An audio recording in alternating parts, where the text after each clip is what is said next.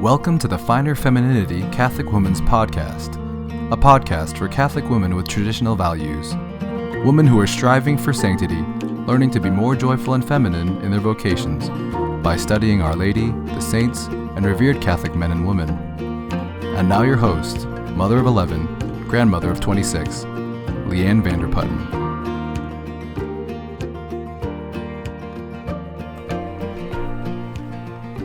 Hi there, I'm Leanne Vanderputten, and I'm here to talk to you today about 2 simple steps for a successful day. I think everyone would just like a simple outline that they can stick to each day to ensure that we're carrying out our daily duties as best we can on this road we travel as Catholic women. This is my own list of what I deem the basics of a successful day. It's an ideal I have strived for. I have successes and I have failures, but at least I know this plan. It is so burned into my mind that I can get back to it if I am floundering. You may have your own plan, and I hope you do. If this can help in any way, then I have accomplished my goal with this video. So 2 simple steps for a successful day. Number 1, staying grounded with prayer. Number 2, staying grounded with a list. Number 1, our prayers, starting with our morning prayers. Our morning offering is one of the most important prayers of the day. I'd like you to imagine a bunch of zeros on a blackboard. How much would be a bunch of zeros worth? A big fat nothing.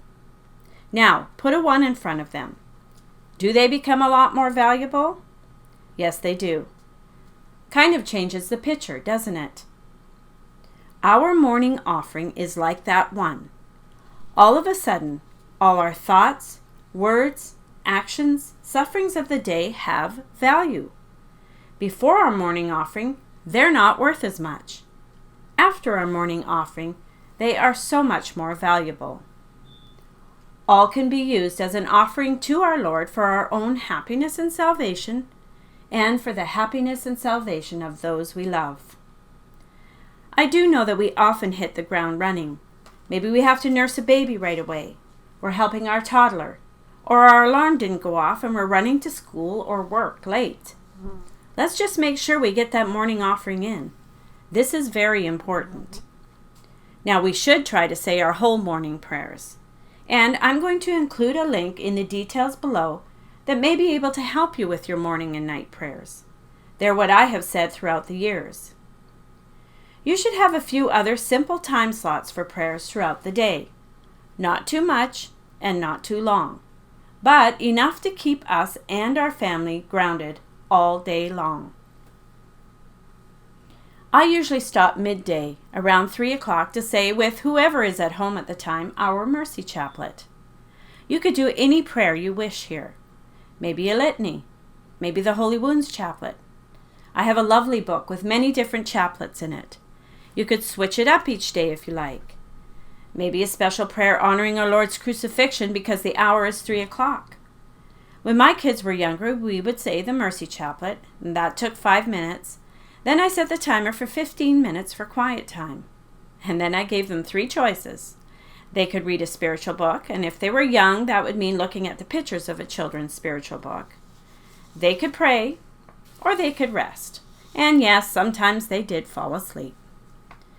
It was very valuable, this quiet time with the kids, because we tend to lose our taste for spiritual things, don't we, if we do not nourish ourselves each day.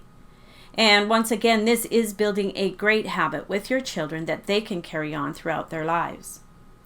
So, we have our morning prayers, our midday prayers, then we do our daily rosary and our night prayers, and then daily mass if we can.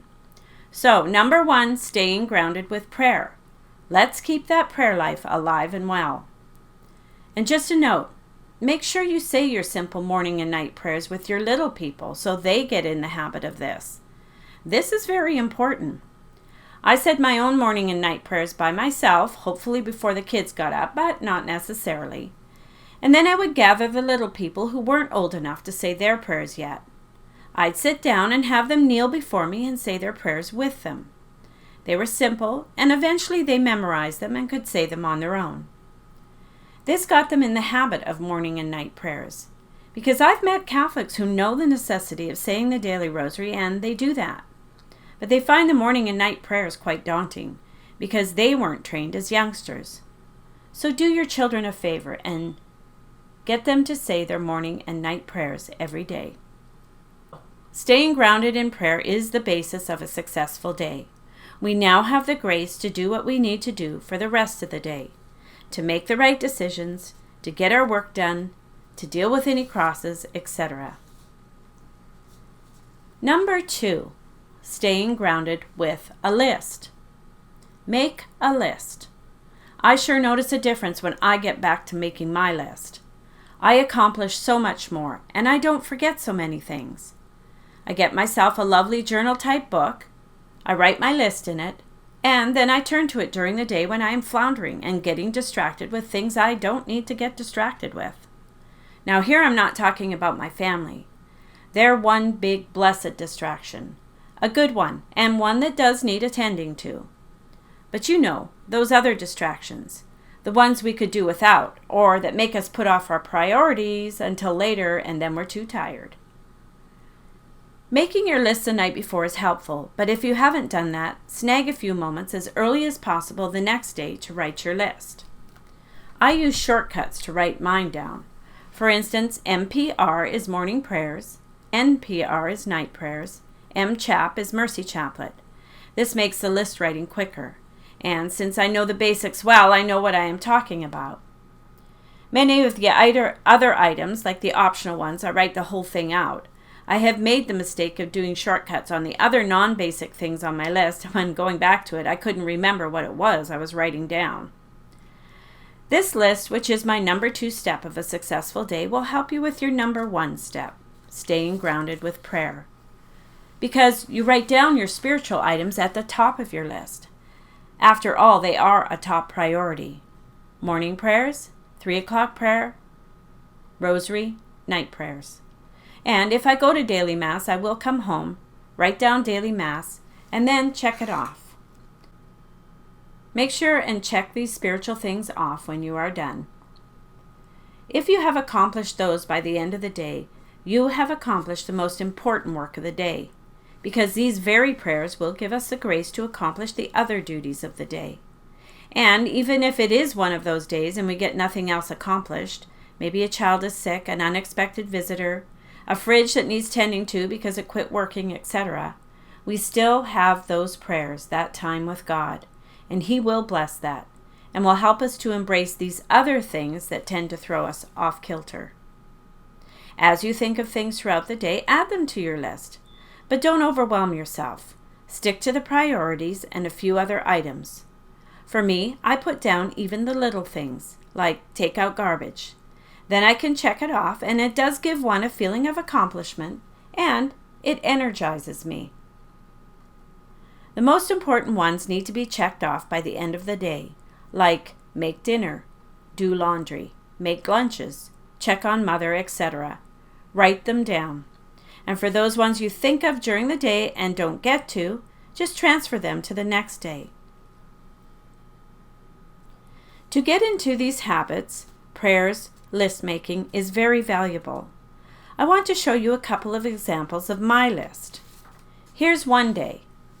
Something must have come up this day because I don't have much checked off. Maybe I just got distracted, and that's okay. But I do especially like to get my spiritual part of the list done. Most of my days don't have the night prayers checked off because I forget to check them off in the evening, and sometimes I do forget them. Here's another day. Now, this day looks better. I can walk away from that day and say, wow, I was able to get a lot done and it looks good to have all those check marks. There were some things I didn't get done, and I will transfer those to the next day. These habits help us to train our will. Regularity, order. It is the making of a saint. The daily little things are the important ones. Saying those short prayers with your kids every day, morning and night, is teaching them invaluable lessons about regularity and good habit making. I want to remind you that in the details I have a link to my morning and night prayers. I also have a link down there for my journals. I think using a journal for a while can be quite helpful. I have an Advent journal, a Lenten journal, a gratitude journal, and then a 30-day journal for boys and one for the girls. Those last two are in color and are quite lovely. And those will help those children to stay on track for 30 days and carry some of those habits with them throughout life. These are very good tools to help us on this journey of getting our lives in order. The link for those are in the details below. In conclusion, I would like to say that I'm still on this journey. It is never perfect, and life throws at us its curveballs. Sometimes we cause the curveballs. It's not our failures that are the important thing. We are human, we will fail. It is how quickly we pick ourselves up. So, let's remember the two basics of a successful day. Number 1, staying grounded with prayer.